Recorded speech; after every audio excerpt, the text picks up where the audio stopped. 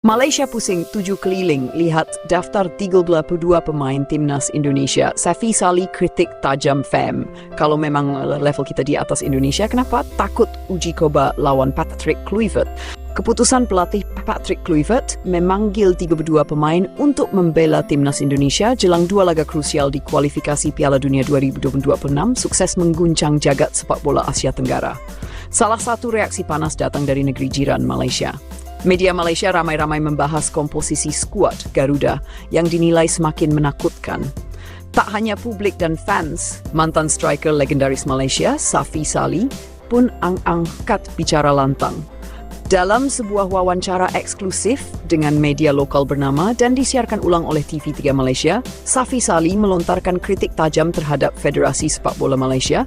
Ia menilai bahwa FAM terlalu takut untuk menantang timnas Indonesia dalam laga uji coba internasional.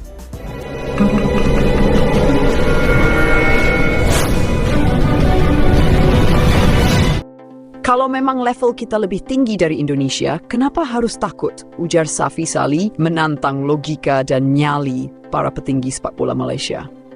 Pengumuman daftar 32 pemain yang dilepil Patrick Kluivert ke timnas Indonesia untuk melawan China dan Jepang dalam lanjutan kualifikasi Piala Dunia 2026 membuat media Malaysia kalabut. Harian Metro menulis dengan tajuk berani, Indonesia tak lagi sama, level mereka naik drastik. Dalam artikel tersebut, para jurnalis sepak bola negeri jiran menyebut Indonesia sudah berubah total sejak ditangani Patrick Kluivert.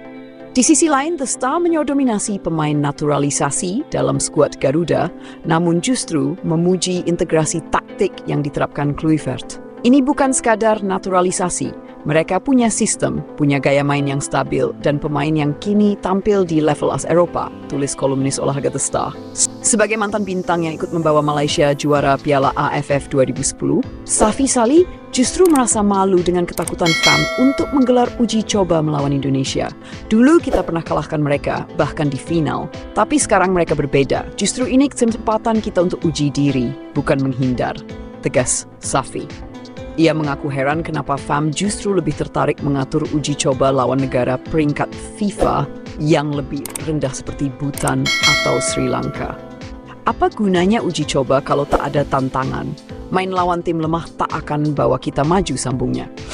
FAM dituding takut nama baik tercoreng. Lebih lanjut, Safi Salih menyebut bahwa ada ketakutan di internal FAM soal kemungkinan kekalahan dari Indonesia yang bisa mencoreng nama baik. Tapi sepak bola bukan soal jaga nama, ini soal progres.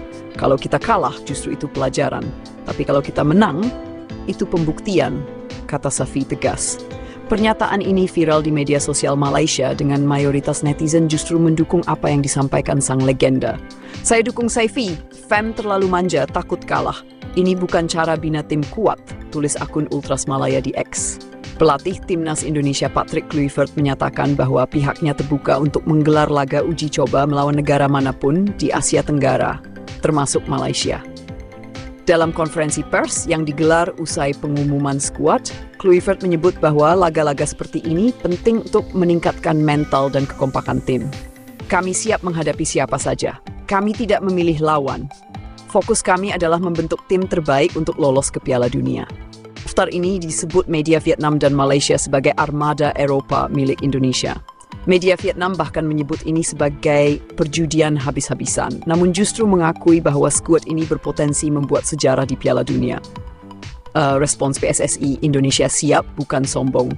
Perwakilan PSSI menyatakan bahwa pihaknya memang fokus menyiapkan tim terbaik dan tak punya niat untuk menyombongkan diri.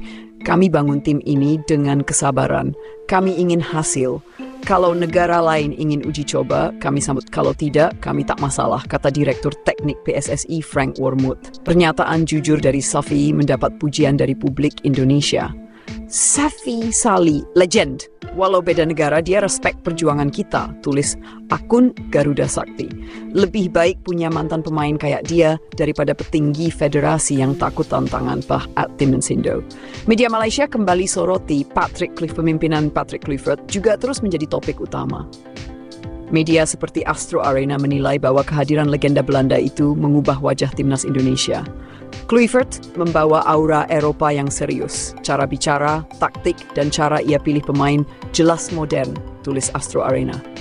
Mereka bahkan menyarankan FEM agar mengikuti jejak PSSI dalam membangun tim nasional berbasis visi jangka panjang, bukan hanya mengejar hasil instan. Akibat kehebohan daftar pemain timnas Indonesia, suara-suara keras mulai muncul di Malaysia. Banyak pihak mendesak agar FEM membangun ulang filosofi sepak bola nasional mereka. Indonesia kini jadi panutan. Kita jangan terus-terusan tertinggal, tulis editorial harian Cosmo. Sejumlah legenda lain seperti Khairul Fahmi Caimat dan Aidil Zafwan juga turut mengungkapkan kekaguman terhadap perkembangan Indonesia. Kita harus jujur, mereka maju lebih cepat dari kita, ujar Aidil dalam podcast Bola-Bola Malaysia. Uji coba itu bukan ajang gengsi, tapi programnya, Safi Salih mengulang kembali pesannya untuk para pengambil keputusan di FAM. Saya tak bilang kita kalah kelas, tapi jangan sombong. Kalau mau maju, lawan yang kuat. Dan saat ini Indonesia tim terkuat di Asia Tenggara. Media Vietnam pusing 7 keliling lihat daftar 32 pemain yang dipanggil Patrick Kluivert ke timnas Indonesia. Perjudian habis-habisan jelang duel kontra China dan Jepang. Menjelang 2 laga krusial di babak kualifikasi Piala Dunia 2026 zona Asia, Patrick Kluivert resmi mengumumkan 32 nama yang akan membela Panji Garuda. Keputusan sang pelatih asal Belanda itu langsung memantik diskusi luas, tak hanya di dalam negeri, tapi juga mengundang reaksi dari media luar. Salah satu yang paling keras bersuara adalah media Vietnam dan Tri Dot Vien. Media tersebut bahkan menyebut keputusan Kluivert sebagai perjudian habis-habisan, karena komposisi pemain timnas Indonesia kali ini didominasi oleh wajah-wajah naturalisasi. Sebanyak 11 dari gigi berdua pemain yang dipanggil merupakan kelahiran luar negeri. Sebuah angka yang mengejutkan banyak pihak di kawasan Asia Tenggara, termasuk Vietnam. Bertaruh masa depan bangsa. Dalam daftar yang diumumkan pada Minggu 15 Lima 2025, beberapa nama senior seperti Jay Idzis, Rafael Struijk, Tom Hay, dan Sandy Walsh tetap dipertahankan.